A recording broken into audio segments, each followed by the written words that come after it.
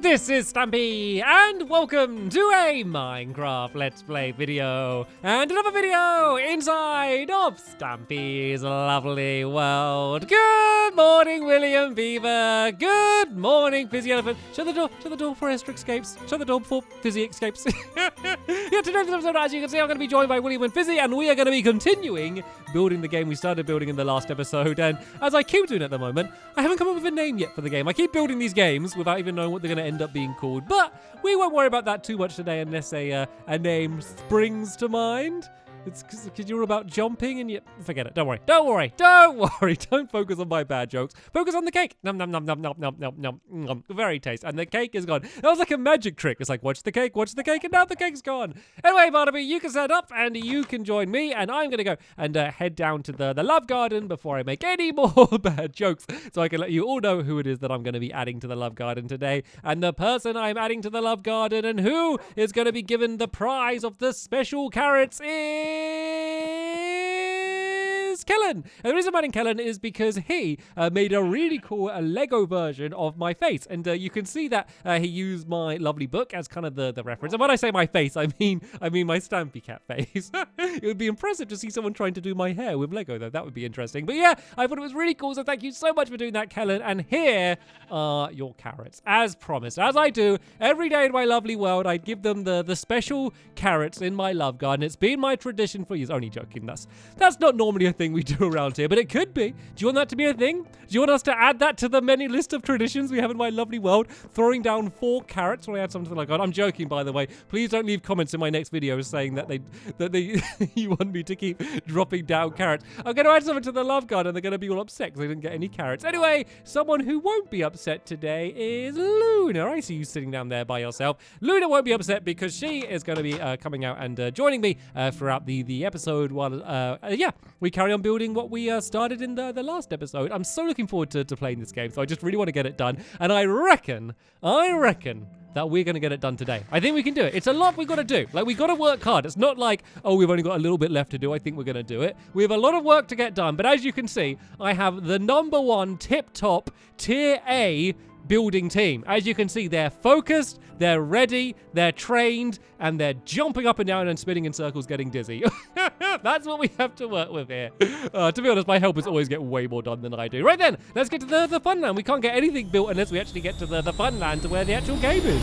Right then, I think we should be just about at the funland, and yeah, just like my helpers, I got a little bit dizzy on my way down here. But yeah, this is what we basically got done in the last episode. I did a little bit of tidying up since then and kind of sorted some of the wonky bits out. One mistake I did make, which was a bigger mistake, is this doorway should be 3 blocks wide. So I had to make this wall 1 block longer, just so this lines up. So if you are using these videos as a guide, then good luck. But yeah, basically all of the doorways are now 3 blocks wide, just to make things easier for what it is that we are building today. So let's get started then, shall we? So let me just do a very quick recap of just what this game is, because there's a chance you have no idea what it is. And so basically, you'll start off in your bases. There will be like a little hole that we're about to build in a second. You fire it through the hole. You got to run. Then it's got to hit your head. That wasn't even close, but that's the general idea. If this hits your head, it will be a leaping arrow, which basically means that you'll be able to jump really high. And then with your ability to jump really high, you can like jump up like big bits, like 2 block high gaps, kind of as you can see me leaping around at the moment. You'll climb up to the top. You will then shoot an arrow at a button which is up there, which will fire out more of the arrows. You keep going until you get as many arrows as you can. When the game ends, you shoot these targets, and this will show how many arrows that you have, and that's how you win the game. And you can also steal each other's arrows. There we go. There is a very brief summary of how to play the game.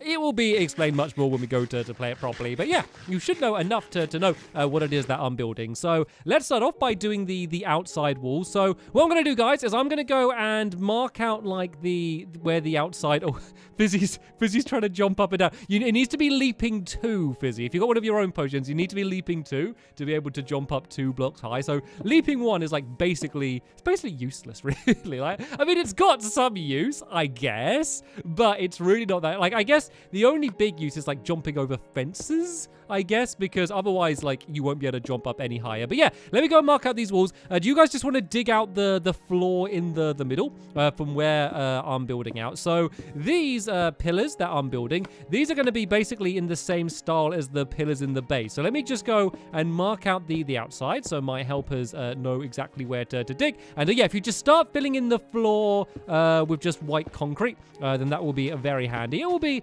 decorated a little bit more than that, but that's just a nice blank canvas to start off with. And oh, was this wrong? How is this wrong? How have I got confused? Oh, I did it wrong. Okay, I think this is supposed to go white concrete and then red, white, and then this will be the transitions. You can kind of see the way all of the different bases are going to end up like kind of blurring into one. And oh, this is nice. Oh, this is really easy for me to go and fill in.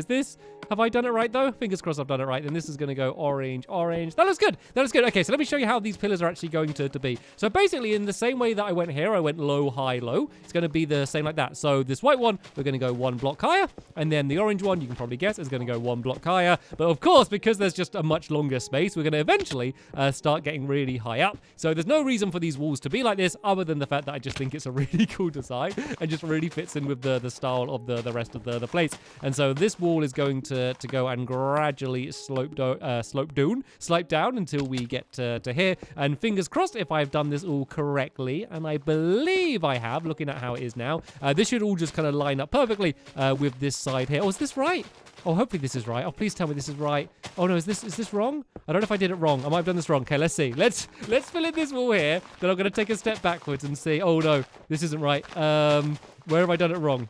Does it not go a block higher somewhere? So yeah, from there it goes. So yes, that should be 3. It goes up, up, up, up. Oh, this one should go high. I went down on that one. Okay, it's fine. It wasn't like it was wrong, but it wasn't like majorly wrong. And the important thing is, if you make a mistake, that's fine, as long as you can work out what the mistake is and fix it. And sometimes I can't. But yeah, that's the way it's supposed to be like that there. And now let's go and just fill in this one here. I think I'll just do this side, then I'll leave the rest to my helpers, and then I'll go and yeah, help out doing some of the rest of the floor, I guess. And yeah, the whole high up area, because that's kind of one of the most big important areas, is like the big aim of the game. Well, the big aim of the game is to get all the arrows, but the main way to get that at the start of the game, at least, is to try and get up to the top. Because when you get up to the top, of course, you're going to get your 3 bonus arrows from shooting that. But also, if you've been playing for a bit, then like everyone else would have been like firing arrows as well. And there's a good chance there's going to be a whole bunch of them just kind of left lying around at the top. So the first person to get to the top is going to have a huge advantage and probably have a pretty good chance to win. And then if you do make it to the top and do...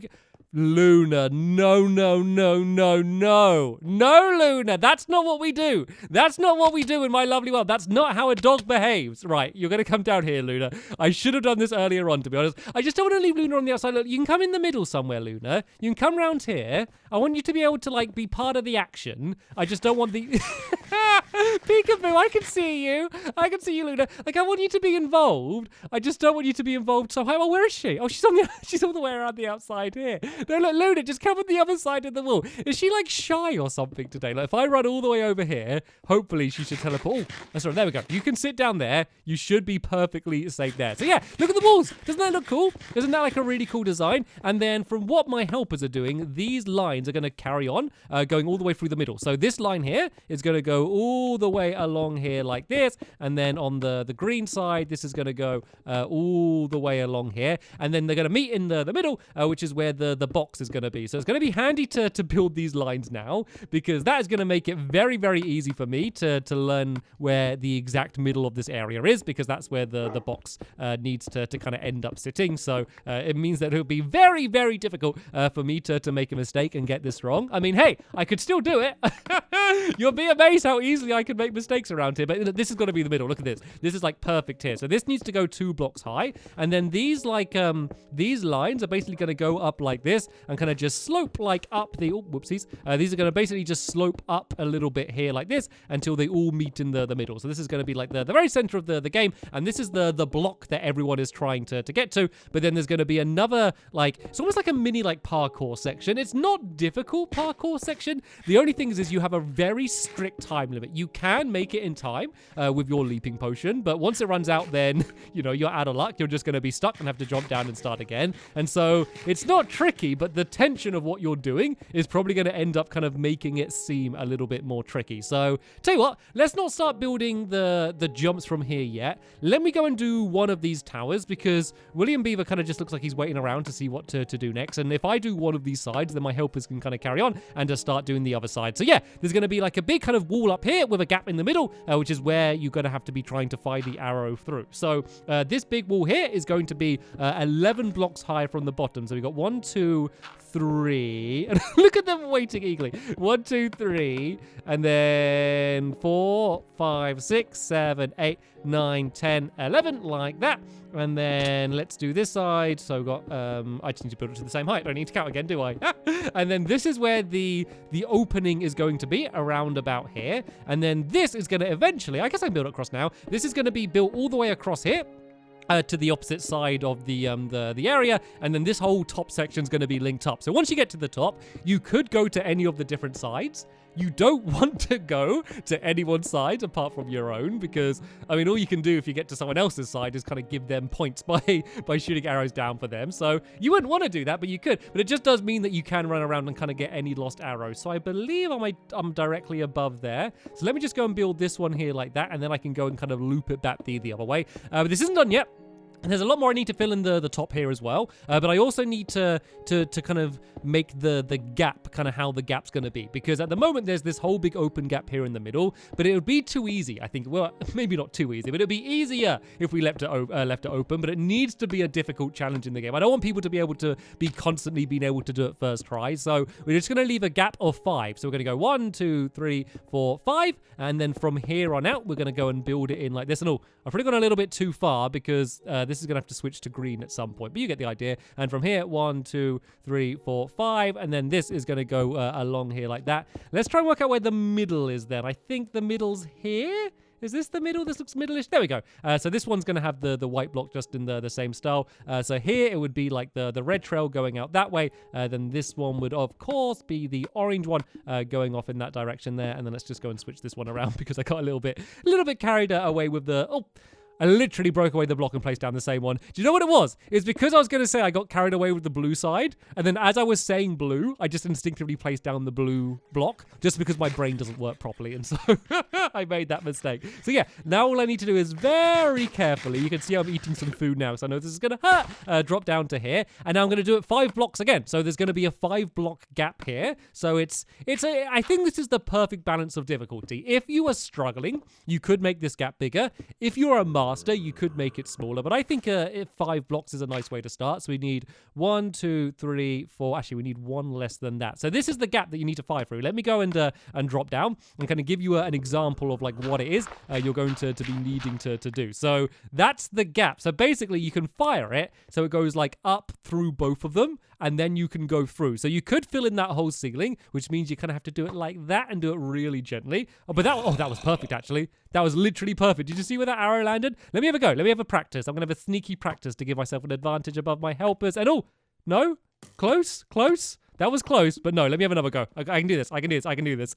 I gotta be able to do it. I don't know. I got it stuck up there. So that's a good example, actually. So imagine I was the first person to make it up to the top. I could pick up that arrow and get that as a bonus arrow. So that's going to be really important. Like, you could even get to a case where you've only got 1 arrow, and you'd normally need 2 in order to get up to the top. And sorry, William Beaver, I nearly hit you there.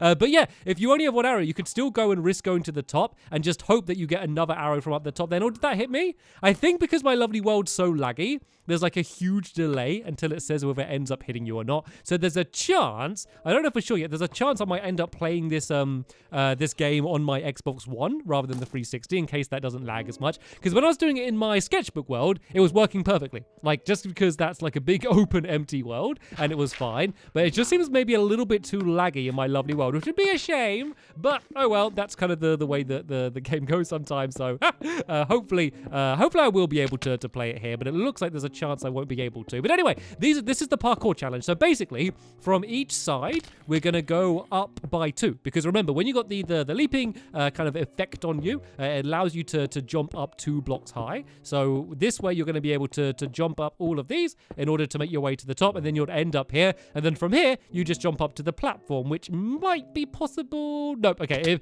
I think that might have been possible. But basically, you'll still have a leaping potion, assuming you do it quickly. And that's going to be the way you get up. And then I'm also just going to break away these little middle bits here. And this is just so you can kind of like make your way around the entire game really easily. Yeah, I fill them in for now just because it's easier to build it up. But that way, you know, you can very easily just just see what everyone else is doing, just so you can kind of see, who's firing an arrow or not. And also you can quickly run around to try and steal each other's arrows, which is going to be such an important part about the game. Like, you could play this game, never ever be able to do the fancy trick where you end up shooting yourself, but still win. Like, if you still just steal each other's arrows and and then you're first to get to the top and you get all the arrows up there, like, you could win. And then you got the choice, if you do get loads of arrows, do you want to kind of hold on to them and not risk losing them, or do you want to try and get more, or just try and steal each other's? Like, there's a surprising amount of different strategies that you can do for such a silly game. Right, I think we've actually got most of the game done.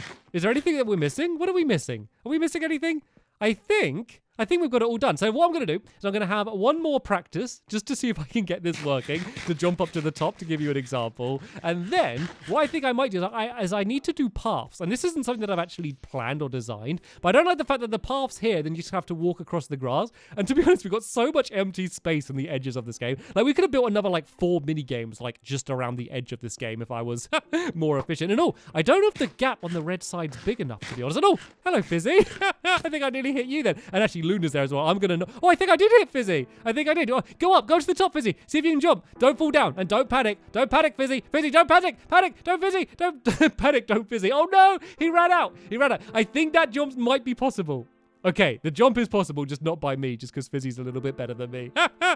That shows that you can do it, because that would be really, really rubbish if you made it up to the top and messed up there. Did that get me?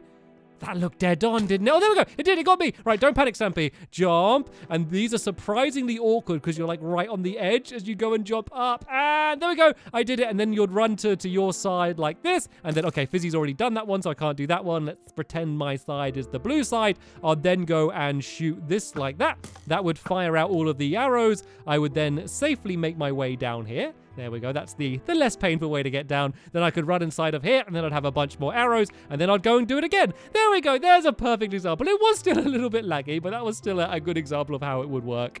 Right then, let's go and have a little think about these paths then, shall we? Because what I think would be nice is to link these doors together and then link that up to the actual main path itself. So I guess if we kind of do it in the same style that we've done with the rest of the game. So here's a little bit of improvisation. So let's just dig out a trail that leads from this door to this door here. And then, should we just do it do you think do it white in the middle with the colors on the outside? Or maybe the other way around? I think maybe doing the colors in the middle and then white on the outside might look good. So let's do white there, where it meets. And then let's go and do a trail of, what color do we have there? We've got green. Let's do a trail of green, making its way down here until it goes to the middle there. And then we could do another path leading from there. I mean, we could even just do a single block path, maybe.